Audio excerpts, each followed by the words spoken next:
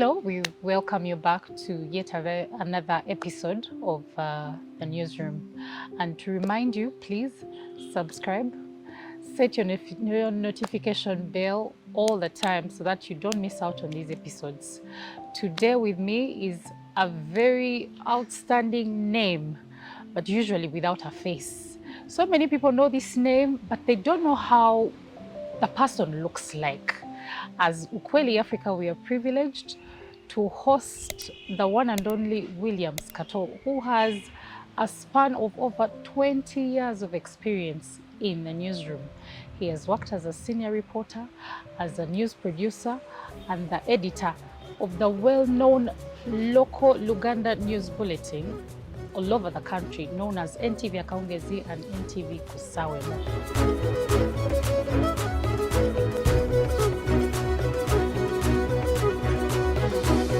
Please join me in this show because we are going to talk about so many interesting things as young journalists and people doing journalism. This is your show.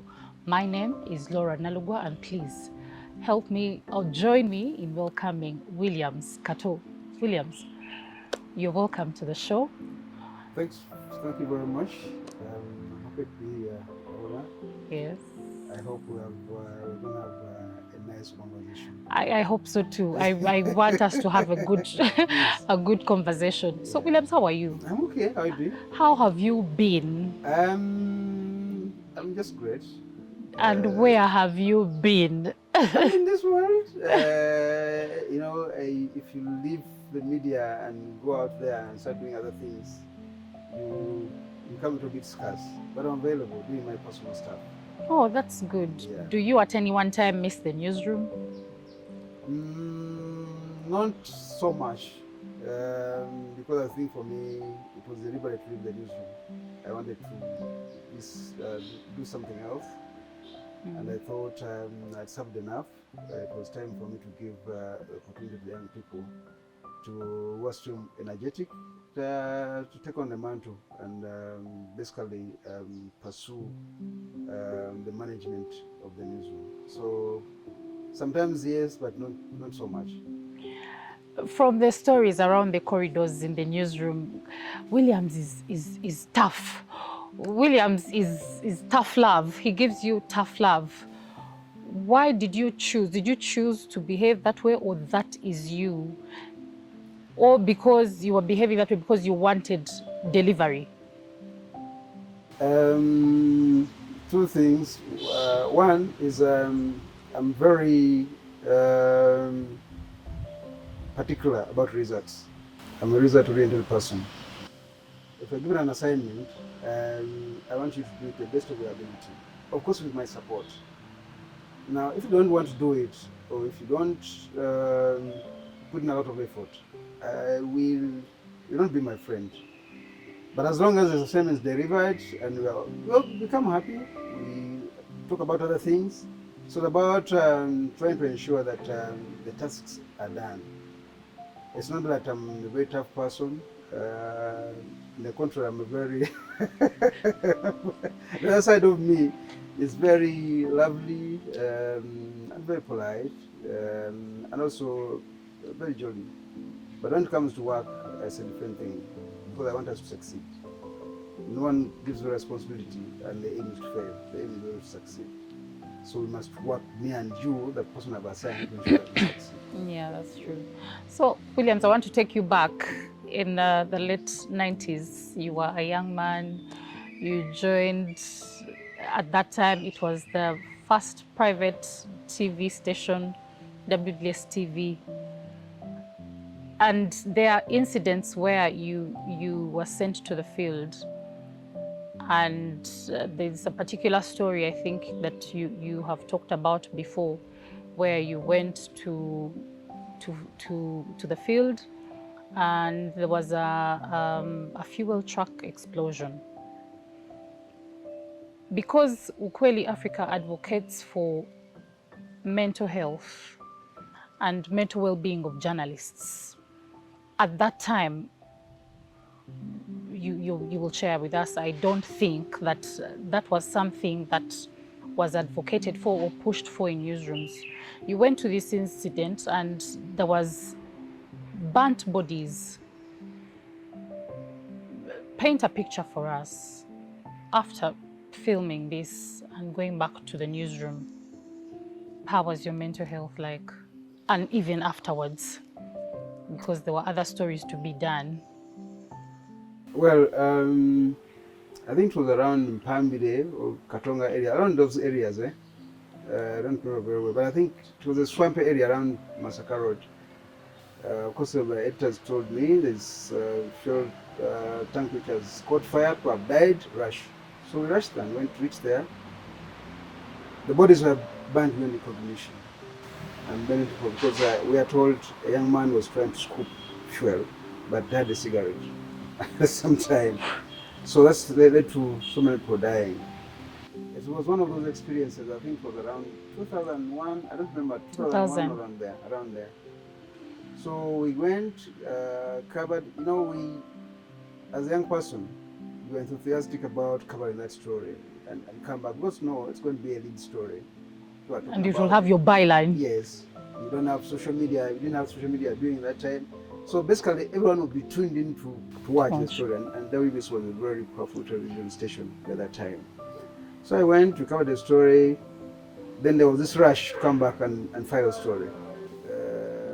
So we didn't complete whatever was we were covering. We covered what we thought was enough. Got comments from people who were there, from the police, and so on and so forth. And then rushed to the newsroom to do a story. So went there, we edited the pictures, we wrote the scripts, and then the story went on air. Now the most challenging thing was when I left the newsroom to go back home. I didn't sleep. For the whole night, and I think for around 1 week, I kept on seeing those pictures. People crying, those relatives had come and see their people were perished in that fire.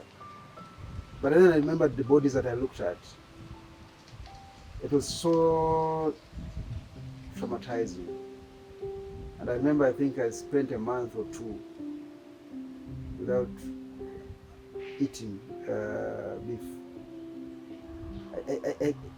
It was an experience that actually made me even think different about journalism. Why I actually want to pursue this thing. If I was not very strong, probably I would have stood there and say, you know what, I can't cover these things anymore. But I kept on, pushing myself. Because, the following day I'd got back to office and cover another story. Actually, a follow-up. They told me, go back to that place and do a follow-up story. But just remember now, you have covered the story, you are traumatized because of the images and whatever you saw there, and then the following day you have to go there. And the editor actually doesn't seem to think of what's going through you. You don't want to tell her or him that I'm not going. Because you want a job. You want the job. The job that's scarce, you've gotten something on TV, it's a big TV, everyone knows you, and I feel I must go back. So you push yourself, but internally, something is eating you up. You feel you are not yourself. But you can't cover the story. So it was one of those traumatizing experiences for me. But eventually, I overcame it. I didn't have someone to talk to. I kept to myself. I was staying alone in my house by then. And you think about it, you sleep over it, but it keeps on coming back. But you become strong and say, okay, let me go and work. So that is it. There were nothing to do with mental health, policies and so on and so forth. So you have to be resilient. You have to push yourself. So it's an experience that actually made me feel so bad. Yeah. At that time, after going through that, you pushed on and went to work even the following day and even did a follow-up story. What do you think should have been done differently at that time in the newsroom? Maybe the newsroom managers or the editors, because at that time you're just a reporter. What do you think could have been done differently? I think it's for my bosses to put themselves in my shoes and kind of talk to me. You know, sometimes when you speak out, you find a way of trying to overcome a challenge. I think if you talk to me and try to find out whether I was willing to go back, or you know, with this experience and because I saw the pictures, are you willing to go back? Or you can send someone else. It would have been a different thing.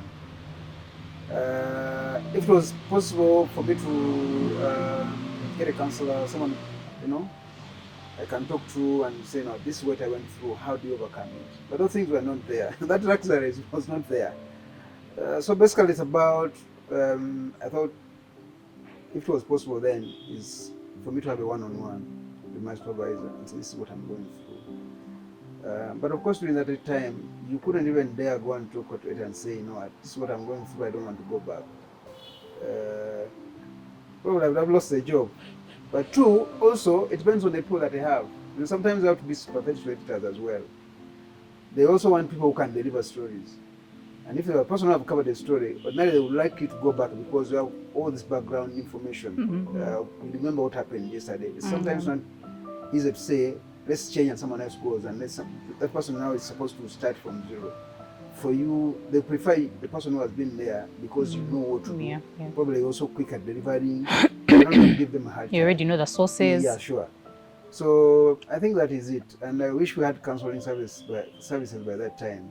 Someone who can, you know, come and tell you, you know, you're going through this thing, but you know, you need to behave like this. You're moving forward now. But it was not there, and I had to basically push myself to go and work, and eventually the healing process started slowly. As the healing process was going on, of course, by just you. Fast forward, you found yourself in a riot when you went to UNEB when the late Haj Ntege Sebagala had gone to verify his papers, and there was tear gas. You're now the same person who is still trying to heal. Now you're here facing another riot in the field. How were you able to keep overcoming these situations because they were happening to you, and you still had to go back to the newsroom and report even other stories? How were you able to overcome these incidents? So one thing also I did is to accept that this is the job that I've taken on. This is the profession that I want to be a journalist. I'm a journalist, and actually this is the kind of work that I'm going to do. So you build some kind of resilience around yourself and say, these things, I'm going to meet these things quite often. And there's no reason of, if I'm going to be sorry about myself every time, and it is a job that I'm going to do, then I either decide to quit and do something else, but then I have to build that strength within me and say I'm going to work. So I went there, there were riots, there was tear gas, and that's sort of what I remember, that everything happened when I was there, because I was there before even police came, so I got a protest. But I've gotten wind of it, that's coming to protest at UNEP. These people had started gathering, the police came, police guys were getting off the trucks, I was there, they had tear gas, and I knew, I psychologically prepared myself, because I'd seen previously my other colleagues covering riots. So I knew that's going to happen. So I prepared myself. And tear gas came. The difference between there and then probably is this time police would tell us, please come this side. The same kind of, the relationship was not as bruised that is right now. These days. They say, you know what, this is what we're going to do. We're going to ensure that these people are dispersed. Please come inside so that we don't get affected. But you know, when someone fires tear gas, it spreads all over. That's true. But you know, it's different from when it is directly fired at you. Yes. Yeah. So I went and covered, went to newsroom and did a story. I enjoyed the story because things happened when I was there. So it's about being strong. You know that this kind of job, this kind of profession, certain things will happen, and I have to have a thick skin to be able to maneuver. So Williams, you've talked about at that time police would say journalists go this side because they were going to spray tear gas and things like that, bringing you fast tracking to where we are right now. The police does not say journalists go this side. They actually attack them head on, first hand. What do you think could have happened between then and now to the relationship between the authorities and the journalists? Because the journalists are always defending themselves out in the field and crying out, we are journalists, we are journalists. They are branded and everything. What do you think came about, made this relationship bruised like that? That's the question I've always been asking myself. I don't know whether the training has changed for the police guys. I don't know whether the journalists have also become so hard, in pursuit of the stories. Because some of the things have happened when I'm an editor. You send people to the field, and they're tear gassed, and they are beaten. And, they come back and you feel sorry for them because of what they have gone through. But I think, for me, I don't think the training has changed. Because by that time, that's what I'm just assuming, probably their training has changed. Because by that time, we looked at ourselves as partners. They have a role to play, we have a role to play. And we respected each other. Of course, sometimes we would defy certain things, because I can tell you, don't cross over here, stop here. And because we want to get a good picture, a good story, but the way they handle you will not be like they handle journalists these days. They come and talk to you. Say, this is what we're going to do. Please, you guys stay this side. We are going to do our work. These days, I don't see it there. I think it's like more of enemies. Because someone doesn't want to see, they don't want you to see what they're going to do. So like you are gathering evidence against them. So if they want to destroy that evidence, then you become also a target. I think that's what has happened. And I really think that we need to have a conversation with security guys in terms of how we can work together. There's no need of a reporter going to the field and gets injured or is killed, or the equipment is destroyed because you look at him as enemies. Because we have different roles, but we're all trying to build a society, a Uganda that we all want to live in.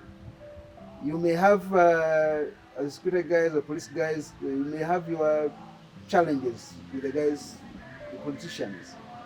But what about me? What have I done? I've come to do my job, like I've come to do your job.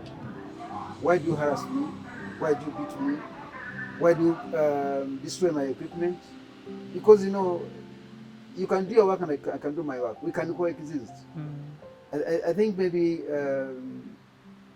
the guys who are in charge of deployment of the police personnel, not talk to them and tell them, they need to talk to them and tell them, these guys are doing their job just like they're doing their job. We can coexist. I think. But if you ask me what exactly happened, I'm not speculating, I don't know. Because then, like I'm telling you, the situation is different. They could actually approach us and tell us, what, guys, stay this side. Those guys are going to throw stones and we are going to return from this side, we are going to fire the guys. So don't be, be this side for your own safety. They prioritize safety by then. These days I don't see it. What you see is like the way they are arresting someone who is rioting is the way they are arresting a journalist. And then they say, okay, so now we are in the same pool. The person they have gone to disperse or to arrest. And you have seen journalists being arrested and thrown on pickups, patrol pickups. That's just like a thief, like a chicken thief. You lose your dignity, you lose your equipment, you are injured, and then you ask yourself, was all this necessary? Was there a better way of how this could be handled? So I want us to talk about the pay. As somebody who has been in this industry for over 20 years, we are in a profession where what we do does not quantify in what we receive as a salary. what needs to be done? Because journalists are the mouthpiece. They literally, if they don't put information out there, the country will suffer. Why is it that up to now, I feel like it's even getting worse? Because somebody will go to the field, a reporter will go to the field, for example, freelance, and they'll get a story and bring it to the station, and they'll be given 5,000 shillings, 10,000 shillings. Why are we stuck in this vicious cycle of not valuing the work that journalists do? And how do we get out of it? I think there are a number of factors. One, let us first ask ourselves who owns these media houses. These media houses are owned by businessmen, most of them. Many of them are owned by politicians. Then these media houses will actually make money. If they don't make money, they'll be able to pay journalists. Who allows actually these media houses without money to operate? Because that's from there. If a media house does not have money and you allow them to operate, then how are they going to pay journalists? Because you see, the advertisers are the same, and there are options now. Social media.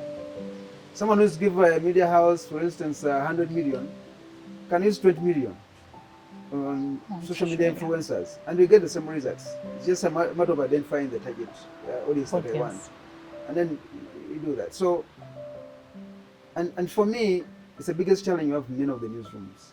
It's not paying reporters well, even editors, because one, the quality of the news goes down. They no longer be enthusiastic in trying to dig deeper and actually do a good story. They want to do what they can under the circumstances, because someone is not paid. Basically, a lot means they are demotivated. If you are demotivated, can you do a good job? Basically, you cannot. All right, if I'm going to tell you I'm paying 50,000, what can 50,000 do? You have a house, you don't sleep in your house, you are renting, you're supposed to pay. You have kids, you have a family, you have your personal needs that need to sort out. Transport, how can 100,000 shillings be? And to make matters worse, even that 100,000 shillings does not come on time. We have seen situations where journalists are demanding money for 2 years. You understand? So it becomes a little bit, the total effect actually, the total effect is on the product. Because someone is less motivated, and therefore they put in less effort in terms of doing a very good story, but also corruption. I've been able to traverse this country, some other colleagues trying to teach journalism about ethics, and the stories there are shocking. Someone will strive so much to ensure that they do a story and deliver it to a station, and even video it at running, because they've been given lunch. Not even money, but food. And when someone gave that as an example in some of the meetings I have with journalists, I was shocked. Because that one tells you the challenge that we're going through. And I was asking them, if someone, because I was teaching them about media ethics, the ethical values, like being fair, being impartial, being accurate, and so on and so forth. And someone was saying, if someone gives me 100,000 shillings, the story will change. Don't tell me about the negative things or this person is like this. I will pursue the line that pleases this person. So I'm not going to be accurate. I'm not going to be impartial like you want me to be. No, not those ethical value things now become, something of, they don't matter because they want to survive. So you're not paying these guys, they're going to be corrupt. They're not going to go for stories which help society, which can create an impact. They're going to go for stories which have money because they need to survive. So I think we need to address this big challenge if we want journalism to go forward and actually create a vibrant media atmosphere where people can actually do things the best of their ability. Media houses must actually ensure that they pay. Because just like you go to the market, journalists also go to the market and buys food. Just like you want your kid to go to school, journalists want to take his kid to school. Yes. Just like you want to put on well, journalists want to, So we are not different. We are not made to be poor. People should start thinking that, a journalist can survive with anything. Even if I don't pay them, they want a job. Yes, I want a job, but also other things that I must take care of. If I can't take care of those things, then I'm not going to be effective, I'm not going to be efficient, I'm going to be corrupt, I'm going to be demotivated, I'm not going to put a lot of energy. So all those things basically happen. Yes, so we have discussed the payment. At that time, I want us to talk about how you transitioned from WBS TV in 2006 to NTV. In between there, did you just, when NTV came, did you just say, I'm going to NTV? Did you apply? What happened between the transition? Okay, the time I left WBS, actually, I was the news manager. But I think something happened in between there. We are heading towards the elections, I think 2006. And they were restructuring the newsroom. And they wanted some people out, I think around 5. And they told me, provide a list of those people. It was one of those moments that which made me upset. And I said, now, my salary then could pay for around 5 people, 5 reporters. And I said, instead of people losing their jobs, me, I can resign, go to something else, and spare these people. So I told them, my salary can pay for around 5 people. So if you guys are restructuring and want these young people to leave, me, I'd rather leave. And that is it. I woke up, put in a resignation. I think we were supposed to serve like 2 weeks. I worked until actually the last day of those 14 days. And I left. I left and started doing my things. I had a colleague then called Ken Chiza, unfortunately died. We were doing some other work with People TV, filing stories. They were paying us, I think, by that time around $150. But the money could take long to come.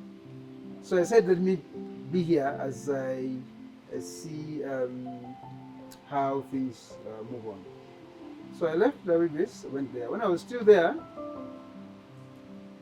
one afternoon, I received a call from... When you are still at WBS or when you had left now? I left because now we're working from Kato Suites, that building near Communication House. By the time it was called Kato Suites, I think. So I went there, started doing work. One evening I received a call from someone who introduced herself as the news manager at NTV. And they wanted to talk to me. And they told me if possible I go there the following day. I'd gotten some kind of negative impression about the media, especially working for organizations like I was at WBS. That's it. Why? Because of the employer policies, I don't think they're very friendly. They are not friendly. I thought I could now start doing things on my own. I become my own boss. So when she told me they need to see me the following day, I said, no, I can't come. Give me around 3 days. I think they gave me the 3 days. Because someone who whom we were working with at WBS has told them, I told them that, you know what? If you want someone, because they want someone to handle Akawungeezi Bulletin, they're about to go on air in 3 months' time, and they want someone who has experience and so on and so forth. So they told them, there's a guy who can do it for you because that's what I've been doing. So eventually I went there. I saw them, they took me through what they're doing, what they're going to do, what they intend to do. I found reporters training very, vigorously, going to the field to do stories even if they're not going air. So I was impressed by the structures. By the preparation. The preparations. And someone said, okay, let me give this a second chance. Let me try again. So we went, we negotiated the salary. There was a little bit of hassle there forth. in terms of what I wanted and what they were really offer. But then they promised me that, you know what, after a year, then we can do some reviews in salary. And they are convinced that the business would be moving on very well. And remember, it was National Media Group. They're coming from Kenya. There was excitement about a new player in the field. When I asked around, they told me they have the money. There was that Aga Khan thing. I said, no, this one I'm going to pay. So I joined as a producer. I went, I found the Uganda team, the likes of Frank Walusimbi, Nakaziwe, Hatman Arugasekaya, Abeka Musambaganyi, Jimbo Francis, and many other guys. That's the team they gave me, so they gave me, this is your team. So that's how I joined NTV. And I stayed there for 17 years, more than 17 years. Taking you back a little bit, at WBS at that time, they want you to provide a list for reporters that they can lay off because they are restructuring. Of late, media houses have such encounters where reporters are just laid off, no notice, no nothing. Because usually the perception is, for me to be laid off, I must have done something that is staining the reputation of this organization. But now, you just come to work and you're laid off. And we've heard of so many stories like that, under the pretext of restructuring. You took a bold move and said, instead of laying off these people, let me go and give my salary to them. Because 5 people is not a small number in a newsroom. Why were you given reasons why they wanted to fire these people? Because you were the one given the authority to write a list of those people. And why do you think that it keeps on happening even up to now? Is it because the proprietors of these new media houses do not value the journalists? It's just a combination of things. Sometimes the restructuring is because in many instances, organizations are having financial challenges. And when they look around, if you look at media houses, one of the departments that have so many people in the newsroom. It's the newsroom. So they normally look at where to cut off, and and they look at the newsroom and say, if you can have 5 people here, because by the time they're doing the restructuring at WBS, they're also looking at other departments. But for me, the issue is we are moving towards the elections, and I needed people. So you cannot leave me with 2 people and expect me to deliver. That one was not possible. And I didn't want to remain there and commit myself that I'm going to do wonders when actually I knew that the few people that I have, I can't do it. Then I'd rather leave it. You understand? So that was the reason why I said, no what? This one I cannot handle, let me go and do something else. And also, let me save. There were young people who are joining the newsroom, from the university, they are picked up, they love what they're doing, and eventually they're going to tell them, please leave. I said, no, let me sacrifice myself for them. I don't know that I read the right thing, but yes. I found out that was important then. But these days, actually, we must accept the fact that media houses are going through a lot of challenges financially. I don't want to tell you this, but they're going through a lot of challenges. Like I'm saying, the advertising budget for media houses has gone down. They're all struggling to survive. And then we feel that the business is doing well, the business is not doing well, they always want to cut off staff. Now sometimes they they don't actually, management does not consider whether the remaining few people are going to be able to do the work To deliver. You understand? So for them, they say, no, we need to cut off. And you see, sometimes what makes you, what annoys you is someone can say, I'm going to restructure, and they cut off some people because we need to, business not doing well, and so on and so forth. And sometimes done maliciously, because after 2 months, they recruit people. And says, if you wanted now to, why do you actually deprive me of experienced people? And then after 2 months, we are recruiting people. Is it really because of... That will require training? Yes. The finances, or there are other ulterior motives that I don't know. And that's what puts us as editors in a very precarious situation. Because now we're giving people to train again. And it takes a lot of time, a lot of energy. It drains you, you know. But I know that many organizations do it because of the money thing. If the money is not coming in, how are you going to pay? How are you going to meet operational costs? How are you going to ensure actually that you remain there and business runs? So they cut. Sometimes it's genuine, but then also, how do you do it? How do you prepare these people? Because because someone's going to lose a job. You need to prepare this person and tell him, you know what, the reality is this, and we think now we need to. But also the question is, how do you actually determine who's going to be laid off? You're in a newsroom, you have reporters. Now they tell someone sits somewhere without even consulting you, and they're laying off people. Now, for you, because you operate in the newsroom on a daily basis, you know your people. You know who's a good person, you know someone who performs well, you know those who need hope, and so on and so forth. Now the person now, you in the newsroom, they're going to think actually you are the one who is now responsible for being laid off. You're not responsible. But how do you actually ensure that these people that we are laying off, what is the process like? But to ensure that you don't, mental health things that we talk about quite often. This person can go into depression, can go into stress, they can even die because I know an organization, when I was still at WBS, they laid off an editor one day.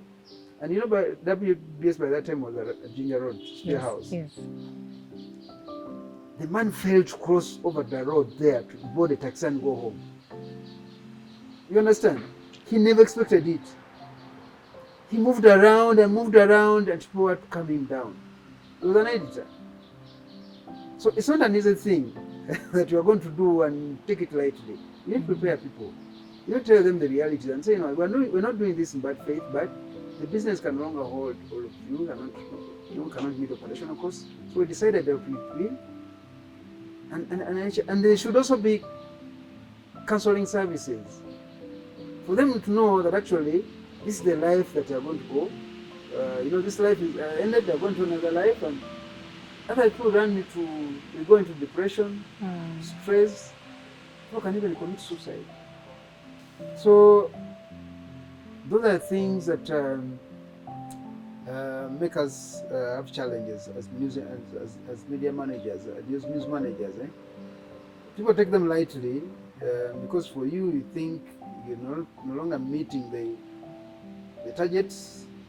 Business is going down, but how do you do it? Because you see, ordinarily in any business, if things are not moving well and you cannot pay people, you have to lay them off. But how do you do it?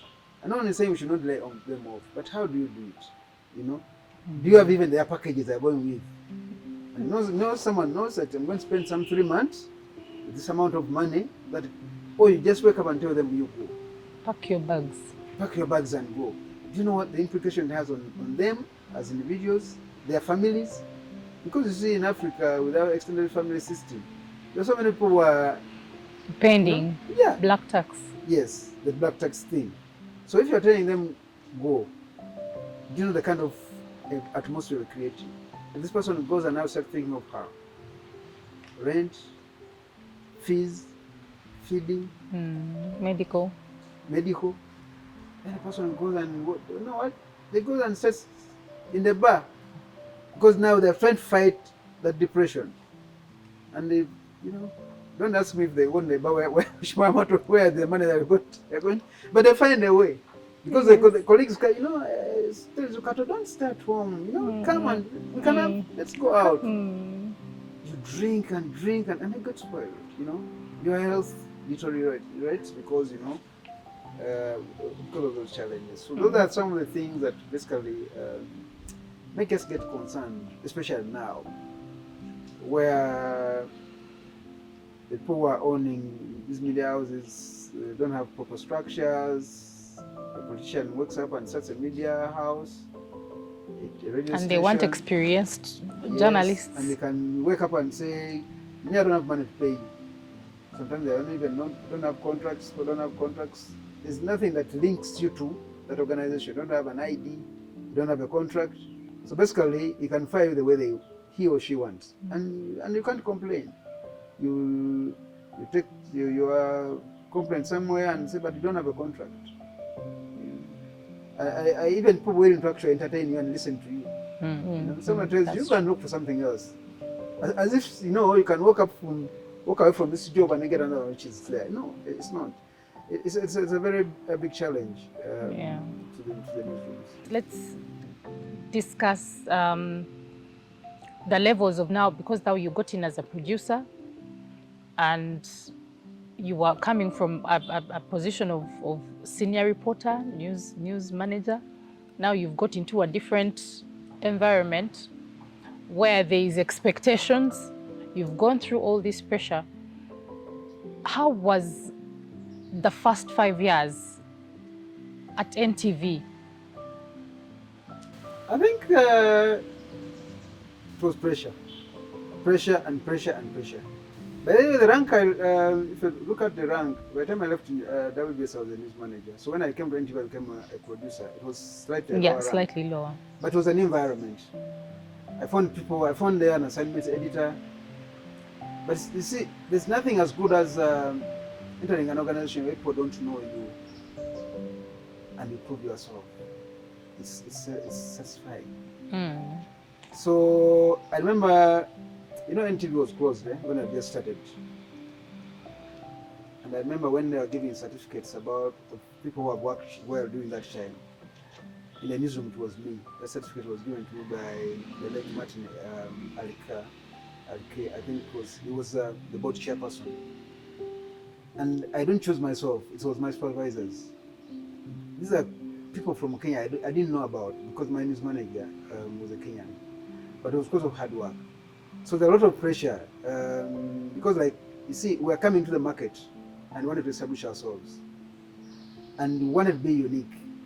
We wanted to ensure that everything we do is top notch. From the anchors, from the reporters, everything was supposed to be to the best of our ability. And there was a lot of support because the money was there. There was nothing like we wanted something and we lacked it. It was there. But it was pressure because I remember I spent around some years, I think 5 years, without having an off, without having a leave. I was there, working Monday to Monday. I'd come in the newsroom. The newsroom became my home. Thank God I hadn't gotten married by then, because I think the wife would have left. But it was pressure. I remember telling my manager, I need to take some offs and some leave. He told me, yeah, you're entitled to your leave, as long as there's a bulletin. So basically, they were telling me, yes, you can go, but you can't go. But also, I love the new challenge. And for me, that was key. I love the challenge. There's a time when you go and work in an organization and you don't even feel that the years are going because things are moving on well. Yeah. It's not like you demanded or you wanted something and couldn't get it. The reporters were smart. The set was okay, the new set, the transport. I had a fleet of cars, so I could send people the way I want. There was petty cash. There's nothing like we wanted to do something and couldn't do it. And the team was great. The team that are working with those well-seen business, Maurice Mugisha, the Nicholas Kabirwa, the Baleke now works as Shanice. Then later on the Nancy Kachungiras came in. There's Farai Makutia, who is now I think went back to Zimbabwe. The team was great. There was team spirit. There was teamwork. We, we never, our eyes were on the ball. Focused on We the wanted ball to be the achieve. best. And I think for me that was great. Yes, I felt bad that maybe I would not get an off, I would not get leave. Did you eventually, after the 5 years? Yes, we did. After, eventually, because new people came in and also trained on people and gave responsibility to other people. Yeah. And so when the pressure eased and now we are fully established ourselves in the market, then we things a little bit cool down and say, you know what, we don't need to push ourselves too much. Now, like a bit and then start now looking at how the product will have come up with actually moves forward. What do we do to do? How do we go to the next level? Yeah, but the pressure was too much, but it was worth. It was worth it. At the end of the day, there's nothing that is satisfying for an editor, even a reporter. Yeah. If people rate your product and it's high up there, that satisfaction alone pushes you to do so many things. Sometimes you forget about your own self and you push the product, and I'm happy that you did that. From speaking to you now, I have from the stories from what we've shared now, I have realized that you are a very humble gentleman, and from reliable sources, you worked with Maurice Mugisha at WBS, and you were his superior, and then you crossed over to NTV, and they're looking for somebody to be a manager, and from a good source, you seconded him and said he deserved this position. And in a different situation, somebody else would do otherwise. Be like, I can't, this one was my subordinate, why would I? What informed such a decision? Because right now, in the era we are in newsrooms, it's very hard to find somebody who is on a senior level to say that I'm singling out George to be assistant newsroom manager or to be manager. Wow, you have made a lot of research about this thing. Basically what happens is that when I became a producer for Akawungeezi, maybe what we didn't talk about, eventually I was elevated to assignment editor, then to news and planning editor. So I became the focal point of news gathering.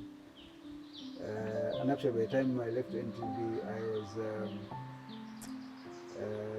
at now the level of the Nation Media Group as assignment and planning editor. Under normal circumstances, because when the Kenyan managers left, because we had 3 Kenyan managers, one succeeding the other. When the last one left, they looked around, and of course in terms of seniority, it was me. I would say I had the qualities, and I could actually have taken over that position. Now the issue is I'm not a person of so much of titles.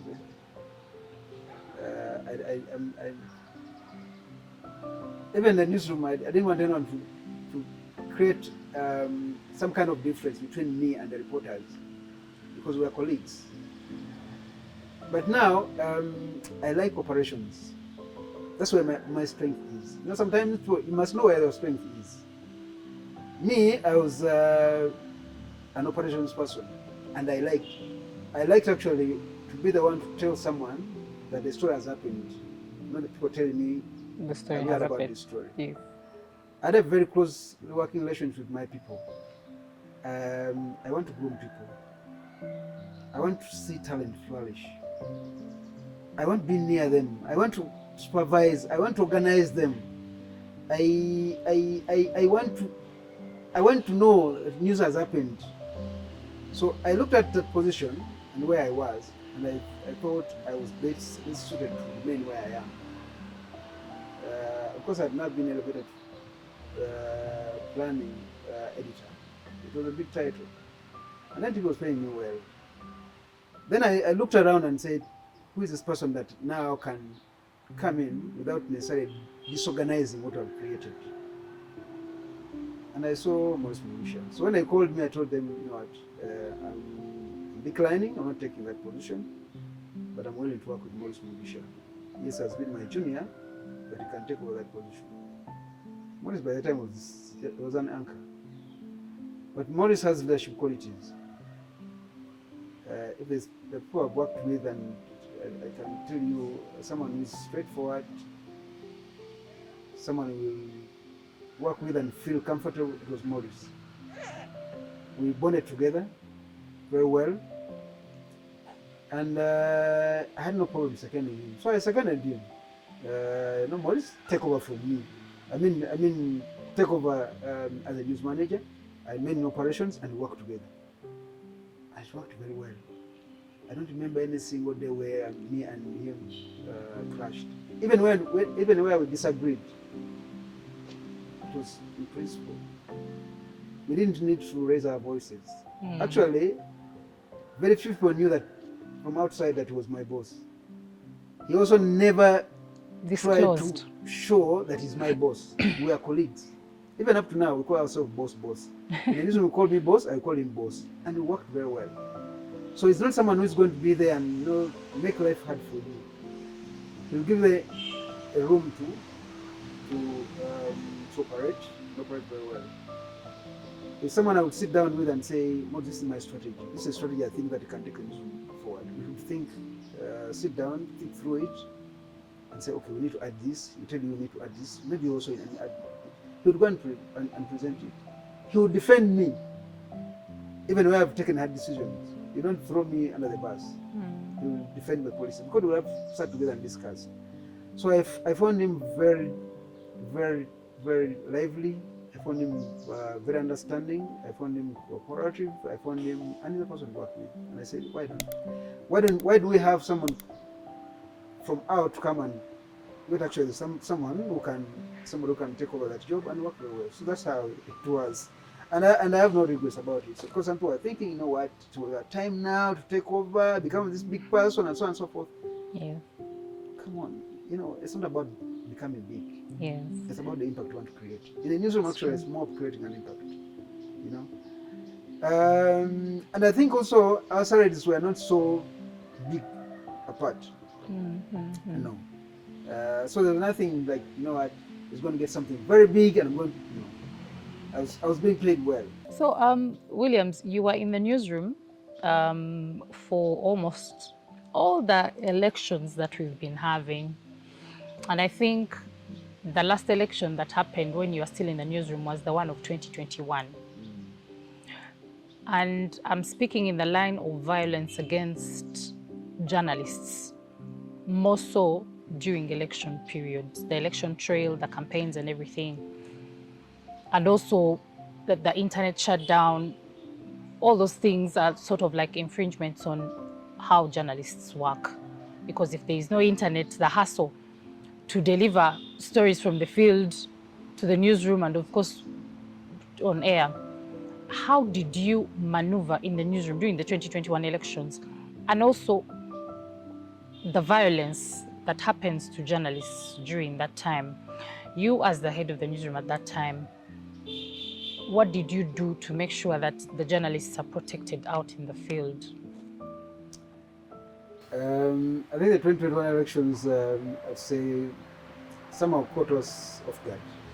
Because especially the internet shutdown. The internet shutdown, that's what I mean. Because we had planned. We're going to dispatch teams with live units, with what? We actually wanted to do something very big. Because, election year in any newsroom is one of the biggest events. You must be on top of your game. You must do adequate preparations in terms of equipment, in terms of human personnel, in terms of all the ingredients that actually make you a very powerful station. Because the expectations are very high during elections. People expect you to be on top of your game. You can't tell them, I can't do this, we didn't do this. Because especially in this era of social media, the judgment is instant. You didn't do a good job. And I will tell you. There and then. There and then. But it was a very hard time for us when internet was actually shut. We have to resort to phone calls. Around Kampala, we just rushed to go and pick the cards and then come and capture the video. And then it was not an easy thing. It made us look bad, but the public understood. That's a good thing. The public understood that the internet had been shut down, and therefore we are incapacitated. We cannot do certain things. And they also give us food for thought, because now it showed us that you can plan like this, that things can turn like this, and therefore you must always have plan B. I must confess that our plan B was not so much. We didn't prepare so much about it because we didn't expect it. We thought maybe the usual threats and and we didn't think that government would go as much as shutting down the internet during that time. But we managed to do whatever we could under the circumstances. It created a lot of stress and tension. And tension because of now trying to deliver to the best of our ability and to the best of the public out there. Sometimes I used to tell people in the newsroom, you are not going to be there and listen to your stories, because we have not been able to do this because ABCD. Because ABCD, no. They want to view you as a credible media house, a dependable media house. There's that relationship you have with them. The audience, yes. With the audience. And you must always ensure that you fulfill your part of the bargain. Don't always create stories and say your internal weaknesses, if they exist, are yours to solve. Should remain there. Not for the audience. Now, the good thing that this internet shut down, the public out there knew that something had happened, and therefore they would be sympathetic. They would have done this, but then there's no internet. Yes, but then don't think that everyone will understand, because when you are doing some big things, especially in news production, you're not going to satisfy everyone. Some people will be satisfied, some people will appreciate you, others will sympathize with you, others will be harsh on you. They'll say, what didn't you plan? As if, Yeah. So it gave us a lot of challenge as editors, but also our reporters. Our reporters also get challenged, get stressed, because now you're supposed to call them. Things they would have delivered immediately, you couldn't do it. And television is video. Once you don't have videos, visual, and you're just telling people, okay, speak on phone, and it doesn't come out well. Our reporters were also stressed, the editors were stressed, but we managed to come out of it. Now, the issue of how to handle the reporters during that time of violence. I'm not going to tell you that there's something you can do and stop them from being attacked, but you must have preventive measures. One thing that I normally used to do is check on them regularly. Because you see, I must be in touch with you. You must be in touch with me. One, I must make sure we ensure that they have airtime 24/7. So it was my responsibility to ensure that they have airtime. Can they communicate? It was also my responsibility to ensure that I check on them on a daily basis to find out, and not only once in a day, constantly. If I can't do it, I delegate someone, another editor to do it, to ensure that actually they are safe. Are they safe? What are the challenges they are going through? Because once you don't create that kind of working environment, it becomes very hard. For you are preoccupied in demanding a story from that person. Maybe they didn't eat. Maybe they ate tear gas. Maybe they've been beaten. Maybe there was a challenge in their car. So I will check on the reporters, I will check on the driver, basically the entire crew, to find out. They also communicate and find out, now we are moving from point A to point B.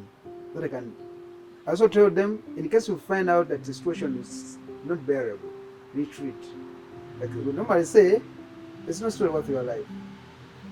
Now, two, we also ensured that they have protective gear. The helmets, the bulletproof jackets, And when they're also going to the field doing the covering of those elections, we talk to them, the thing that they need. Because, you know, sometimes they are young people. They can have their excitement because they're going to cover elections for the first time, or the second time, even fourth time, for those who have been there. Those who have experience, we don't need to dwell on them a lot because they know the routine. But you can also remind them, just in case they forget. But this one is prepare them psychologically. Yes, that you can have, you can be excited that you're going to cover these elections, but these are the things that come with it. So prepare. If you have jeans, go with jeans. Including the ladies. Go with jeans, go with strong shoes, go with the mask. I think that some of those things we provided. The headgear we provided and bulletproof. Color biscuits, because there's a time when we're going to be covering elections, and we're not going to have time to eat. Carry water, because there'll be water in the car, or you tell them you've given me money. Upkeep. Because also you have to ensure that they have their upkeep. Like you can give 3 days, and the third day you send them more money because they're still there. But also have water. Buy water and put it in the car. Put a bottle in the jacket. If you're not able to eat, take some biscuits and some sugars. And some water, because you don't know what's going to happen. Sometimes our elections are like a war zone. So you must ensure that actually you have something to eat. And also you tell them, you know what, your life is very paramount. If today you go to the field, you are beaten or you are killed, we are going to replace you. And the newsroom will move on. They are going to mourn, buy a coffin for you, but the next day they are going to be bulletin. They're not going to say, we are stopping to work today because you have died. So take your life as a priority. And the first person to, take that priority, think about life is yourself, because your life, it's not my life. I'm in the field, you're in the field, I'm in the newsroom. Yes, I can call you and can talk, but you're the best person to judge the situation in which you're operating and say, by the way, according to the way I see things, I think this, what do we do? The situation is not, then I can tell you what. If you think that things are not moving on well, you're not safe, please withdraw a bit and then you see how the situation. So you must create, my aim was create that working relationship. Because these are people's children. Yes. If they get injured, if they are hurt, they come to me. I'm not going to take care of their families, the family they're leaving behind, their spouses and children. A breadwinner is gone. So much as I want this story, I want the station to shine. Your life is key to me. Because I can't replace your life. I can replace the camera. The cameras are insured. But I cannot replace your life. So take personal interest in your life before even I come in. Now communicate with me if you find out the situation is not conducive for it to work. And then we have plan B. Say, for me, according to this environment, I think something is going to happen. Why don't we do like this? Can we withdraw? You understand? So those are the things that I need. I did. But I made sure that on my part as an editor, there are certain things I need to do. They have transport. I must ensure that they have transport. And the cars are good working relationship. Conditions. I will tell the head of drivers, make sure the cars, the good thing with the NTV, the cars were okay. They're being serviced well. Sometimes we could even hire those cars that can manage the terrain up country. Then 2, they have their allowances. 3, they have their airtime. We can communicate. The airtime is not for them to communicate like at home. We should communicate. 3, for work strictly. Is protection, but also counseling. Because you see, me, I looked at them as my children, and I call you and tell you, do you eat? I remember one of the reporters told me when I was leaving NTV that there's some small thing that you used to do, and you check on us and say, have you eaten? And for me, I thought probably it's something obvious, but for them it meant a lot to them. Yeah. Have you eaten? Because you see, newsrooms and journalism, especially in the field coverage stories, it is stressful. So instead of me calling you and saying, where is my story? have you eaten? Because you need to be alive for you to cover the story next day. So basically, those are some of the things I used to do. But we used to work as a team. If I can't do it, and the manager is either Maurice Mugisha then or Josephine Kalungi later, they'll do the same thing. Because we thought, if we don't keep in touch with these reporters, then how best can we ensure that actually they deliver? Because for you want a story, but what about them? So still in that period of elections, the 2021 elections, there are some reporters from NTV like Ali Nivule and Habat Ziwa. They're one of the reporters from NTV that experienced violence during elections. What did the media, what did NTV at your time do for them in terms of counseling, in terms of mental health? And of course, for treatment, it's obvious, but for mental health, because after going through all that. Yeah, it was a terrible incident. I think one of the elections properly was Mivule. Then for Ziwa, it was a by-election in Arua. But first of all, whatever happened to them was very unfortunate. And the first thing I wanted to do is, I did was get in touch with them and talk to them and counsel them and find out how they're faring. Because I've seen the pictures on social media. And they were bad. Some of them were humiliating. Someone remains just in a pajama, and it was bad. So you talk to them and then you try to sympathize with them. You cannot be like them, but you must feel what they feel. Try to feel what they feel. And I think I called him and I talked to him and said, sorry for what has happened. Try to, as much as possible, stay away from trouble. Of course, for them, they want the story. They don't disappoint you because you have given them that trust. You know that I've given this story and I want to deliver. And they like their job. So I talked to him and he understood that actually I've not neglected him, I'm with him. Because that's very important. Yes. Then I also tell them, if you feel the pressure has come too much, withdraw. Yeah, I can withdraw and send another team. Because if you are traumatized, there's no need for you to keep there. But he insisted that he still wanted to be there. But you know what we used to do during that time? It was rotational. We didn't have someone, except for the presidential, for the NRM candidate, who is the president. Because for them, you submit the names and the teams have to be there. Until the campaign trail. Things what we did was to change the teams. We change a team and send another team. So the options were there. That someone is don't, because that was not a very good experience. Because I knew he would not sleep. So I check on him in the morning, I check him in the afternoon. Even at night when he was going to sleep, I'd call him and say, you and your current person, how are you guys? How are you doing? Is there something you think I need to do, I can do to make life a little bit easier for you? Because that communication, like I told you before, was there always. With me and the reporters were like that bond. It doesn't matter whether you left office when you have talked nicely or not. I continue doing my job as a mentor. I call them. So I used to call them, and then eventually I think we withdrew him. But also what you need to do to know that when he came back after election, we gave him some days off, basically to go and rest a bit. The good thing with the NTV then, and even now, there's health insurance, which is very key.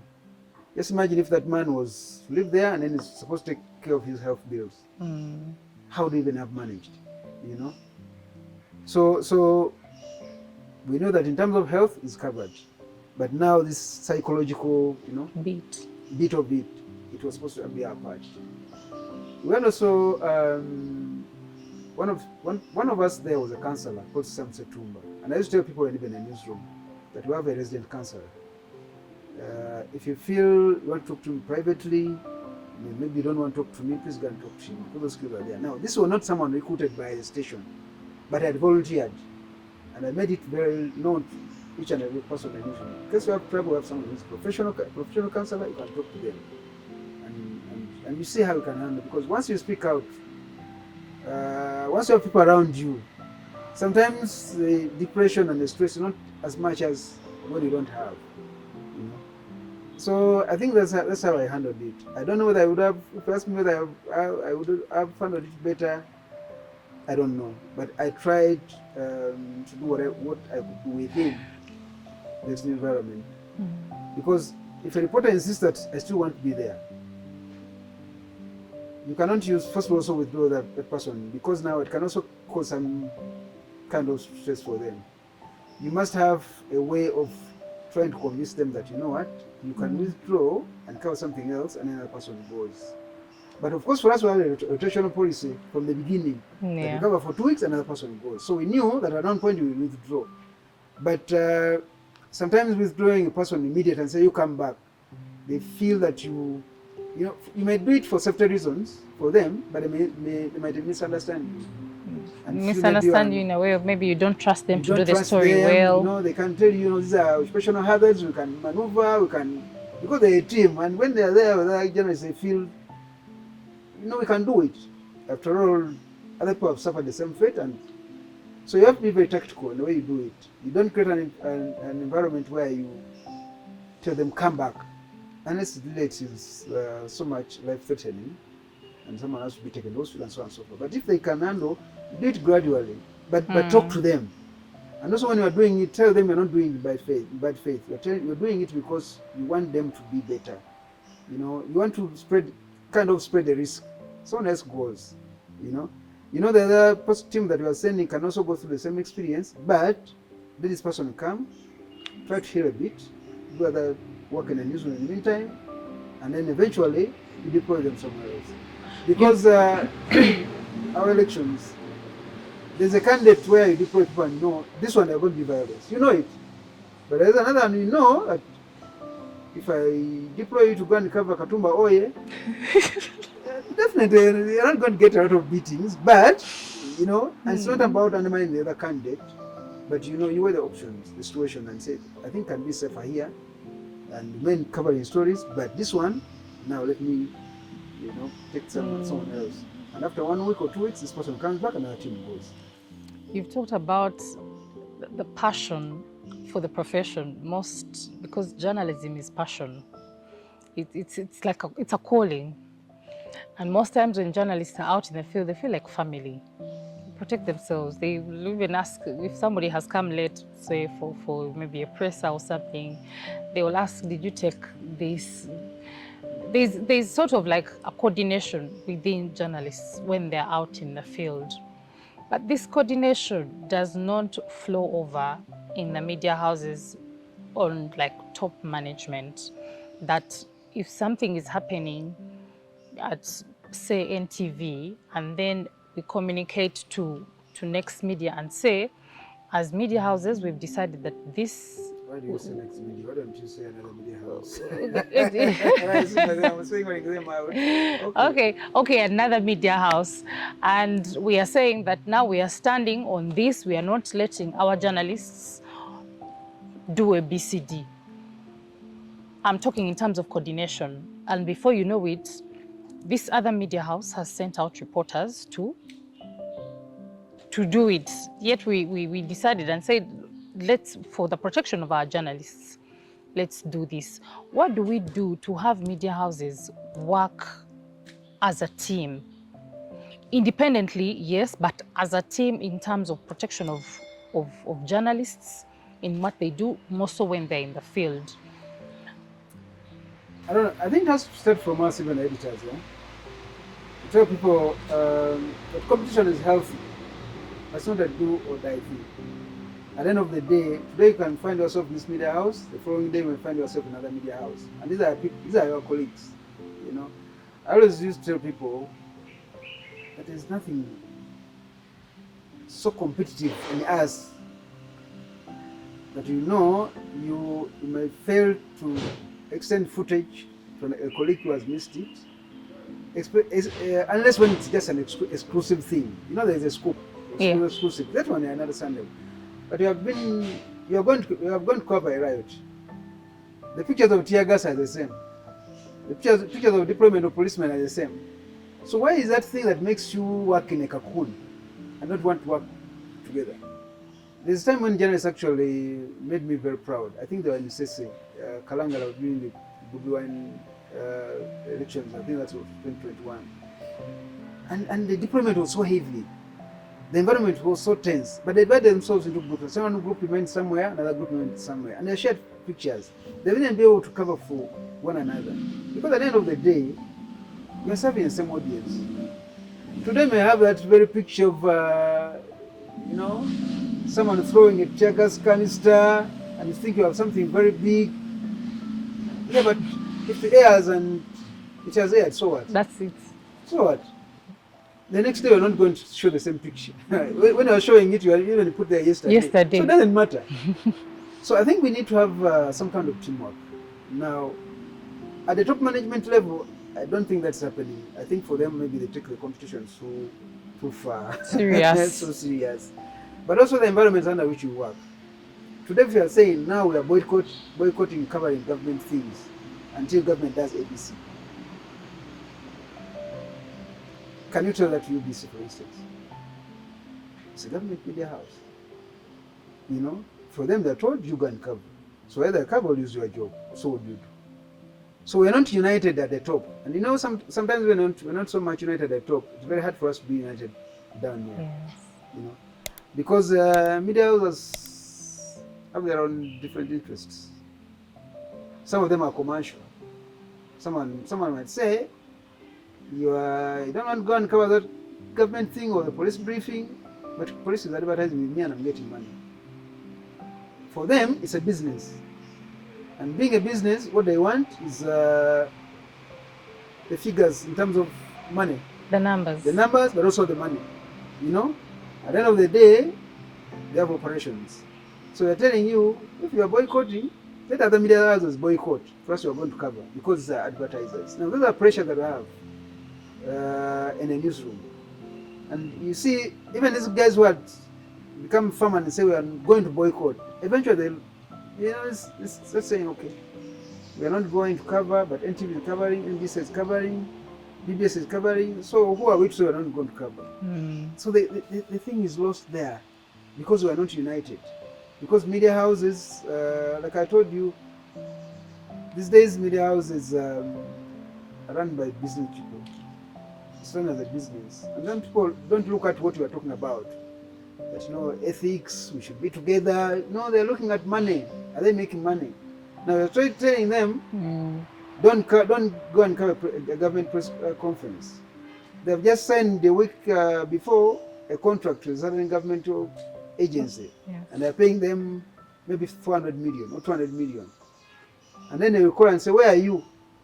You can't tell them, that people are not coming because there's a boycott. Then they call the boss and say, so how am I going to pay your salaries?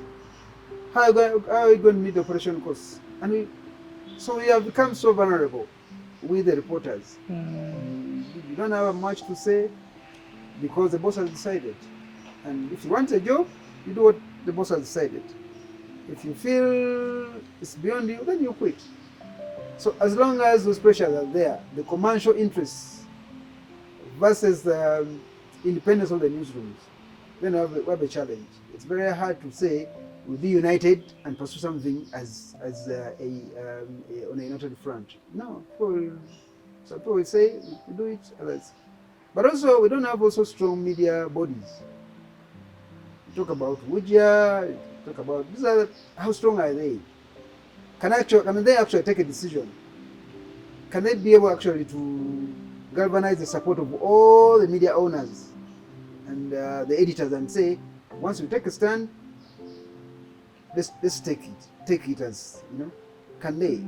Do they actually even visit these media houses and find out how these reporters are operating, how the editors are operating, their working relationship between those media organizations and the editors? Do we know each other? Can we actually do we have a conversation? We don't have it. Do they actually meet the owners or the top management of the media houses and have a conversation and say, you guys, once we have taken this stand, you should support us because that's the only way we can take journalism ahead. That's the only way we can defend our safety. our integrity. Some people don't despise us. People don't treat us as, people don't matter. Is that conversation taking place? Probably it's not taking place. We are operating separately. I'm editor, the management is up there, the editors are there, the media organizations out there are supposed to be fighting for our rights, are also operating differently. Are they independent? Those media journalist organizations, are they independent? Because you see, once they're also not independent, and probably they have connection with the state, then how do you boycott? If someone is paying your rent, for instance, I'm not saying they do, but I'm giving an example. Yes. Someone is paying your rent of the building where you are housed. Will you boycott? Will you spearhead that boycott? You are not, But also know that sometimes even the newsrooms are infiltrated with spies. They're informers in the newsrooms. People are identified and say so and so.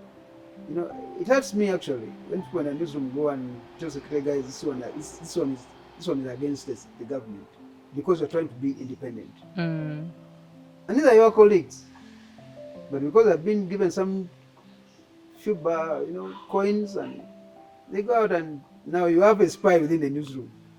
Even before you come up with a rundown, they know the stories they are covering. So the security guys know that you're covering this story, So as long as that environment still exists, it's very hard for us to have a feel for one another. We rather operate independently, and then a problem comes, we talk about it. Some few guys will go and demonstrate and write letters. These days, even they play football, they organize football matches with the people who have beaten them, and I assume that has solved the problem. It has not solved the problem. We need to look at what is causing this. How do we handle? How do we remain united and speak with one voice? How do we ensure that actually the problem that we are confronting on a daily basis in the newsroom are handled? Even internally within the newsroom, are we democratic? Are we independent? Are we trying to actually help people grow into responsible journalists, or we suppress them? As long as those issues are there, it's very hard for us to unite. Speaking of independence, how did you remain grounded in your editorial independence as the news producer at NTV? Because NTV is labeled as anti-government. So how did you remain steadfast and grounded in saying that if this story has come and it is supposed to be released or aired, it has to air? What guided your thought process in all that? First of all, the thing was NTV is that the newsroom was independent, without interference from the bosses. I don't remember all the time I've been at NTV that ever someone called me, my supervisor or the general manager, and say, you drop a story. No. Because it was very clear from the beginning when NTV was being set up that the newsroom has its own independence. You decide on those stories as long as they are done very well. Now, of course, for us, it's about doing something right. We didn't always want to give people excuses. So the ethical values, and I've been talking about it even to other colleagues outside the NTV, is don't go into the story because you want to appease someone. Just go and do the story because it must be done. Ethically, it ticks all the boxes. The impartiality, the fairness, the accuracy, that as long as you know that it's right, and you always need to make sure that you close all the loopholes. Sometimes if a story was so so controversial, we would even contact our legal department. If we're going to do this story like this and this and this, that's what I kind of have look at it and then advise us. So you get a legal perspective. Then sometimes if the situation was so bad and we need to get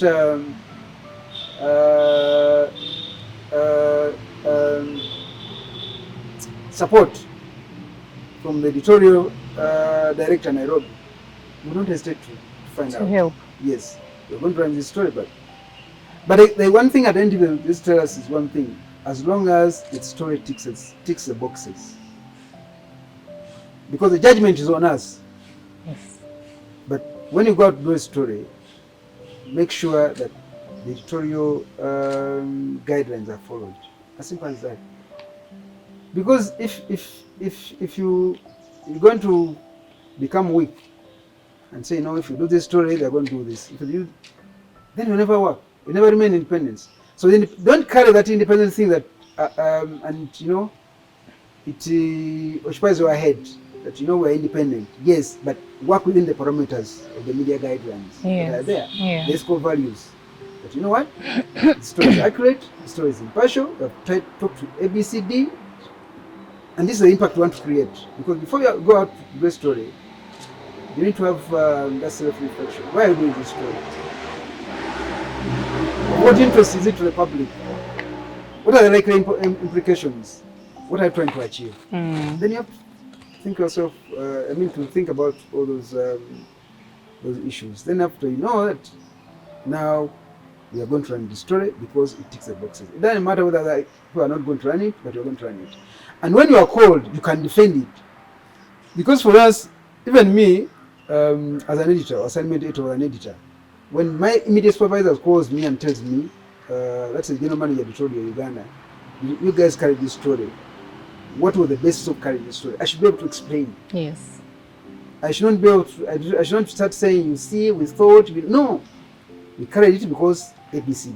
This is what we wanted to achieve. These are the guidelines that we followed.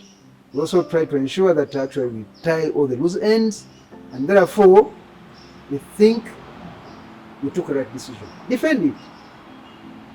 By the time I left NTV, I was 17 years, and I never went to court for any story. I never went to court because there's that due diligence that we have to do. Don't rush to do a story because you want to appease people. Yeah. It's always okay to come last with facts. That's true. But coming first with false information. That's You're operating in an era of false news. Yes. Misinformation. So basically, but also, I think I would say you develop a thick skin, strong character. Believe in yourself. You know that when we are doing these stories, we are going to be challenged. Someone is going to come and bash us. I don't know how many calls I used to receive. Someone will call and abuse you, threatening you. But at the end of the day, the story met the editorial guidelines. And therefore, even if we went to court, I think we'll come out successful. Those things guided us. Williams, 2 years in retirement. How has life been? Do you miss the newsroom? Are there times when you say, do you watch TV? Are there times when maybe you watch a story and like, why did they do this? They were supposed to maybe do it like this. Do you experience that now, 2 years after the newsroom? I thought when I was leaving the newsroom, I took a decision. Because for me, this decision was not abrupt. Yes. It was well thought of that I'm going to retire, and therefore I had a retirement plan. And I psychologically prepared myself that the day I'm leaving, 31st of July 2024, was going to be my last day. I don't belong to the newsroom, but I remain a journalist. So the first few months, I kept myself off TV. I don't watch news because I was, 17 years means I've gone through a lot. So now we're like starting a healing process. You're trying to forget this one and then embrace a new life. So I made those decisions. I watch TV news once in a while when I have time.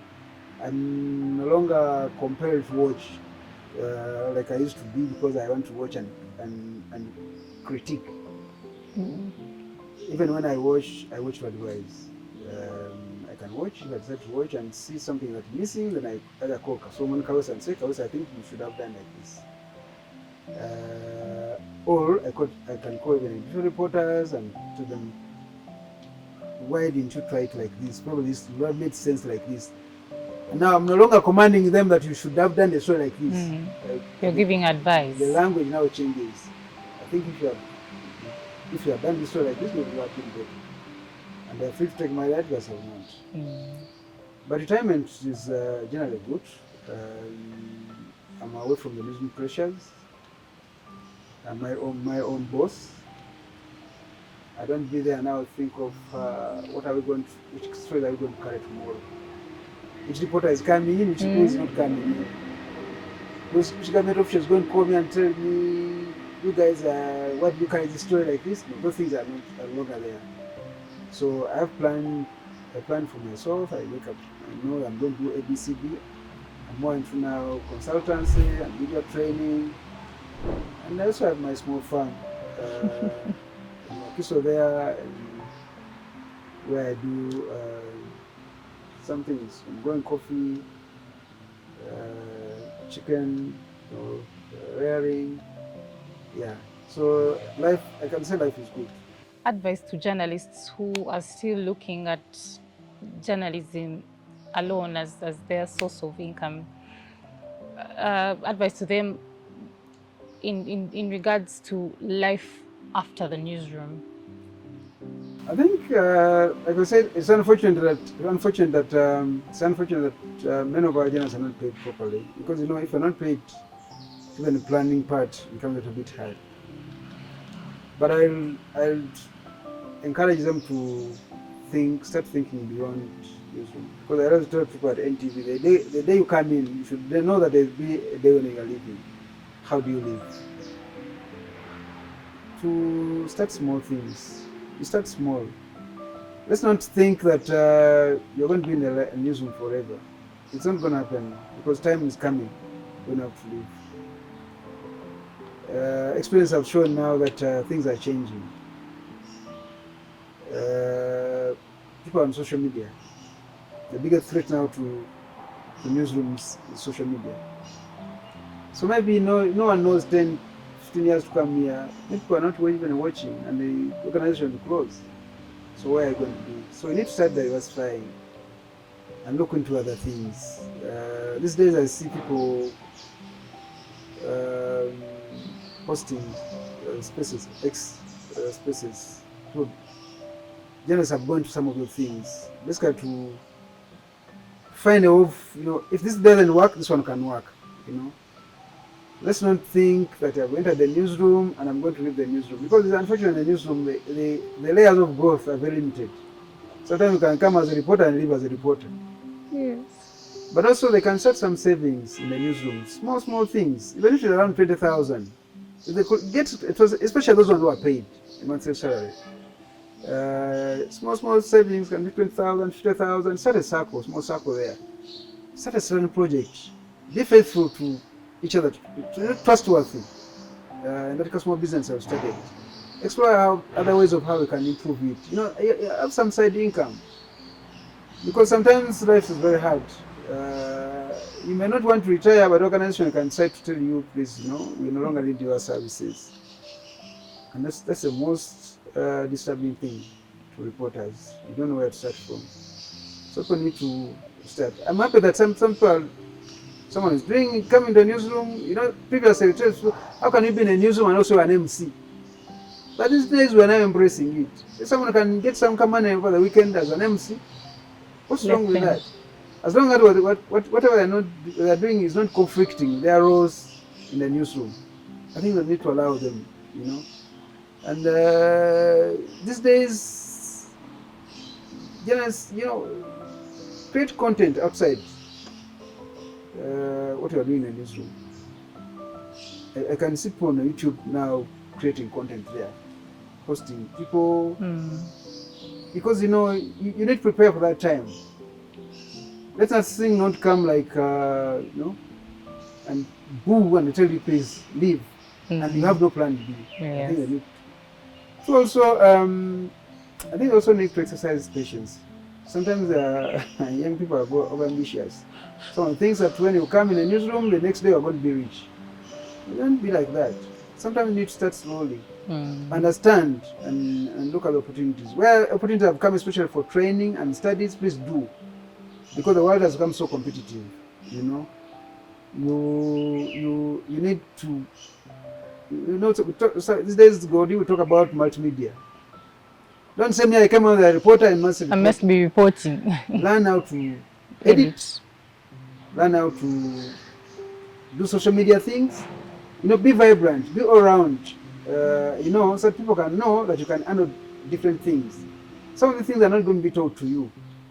That you have to think out of the box. Get outside your comfort zone and learn new things. Because once you have knowledge, no one takes it away.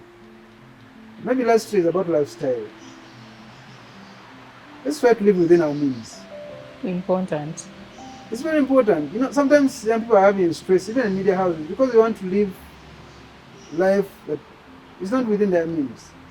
Someone has just gotten a job, maybe the salary is good, okay, not good, maybe 1 million or 1.5. Now you want to change your lifestyle all of a sudden. You want a car loan, you want to rent a house of 1 million. He says you want to now to go to Chiras, Namugongo, that's where you want to stay in an apartment. At the end of the day, your salary cannot cater for those things.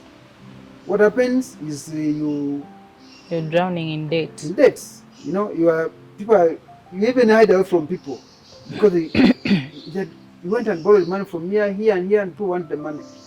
Yet actually, you can still get a house of 250,000 or 300. As other things come in slowly and the income improves, then you can think of, you know, going to that kind of life. Someone gets a car because now car loan, they're giving it to you. The next day the car is in the park, you don't have fuel. Yes, it's a necessity because that's what they tell us. But now you don't have fuel, so why did you buy it? You understand? So let them try to live within their means, but also think outside the box. The other things, you know, social media has created a lot of opportunities. How are we harnessing those opportunities?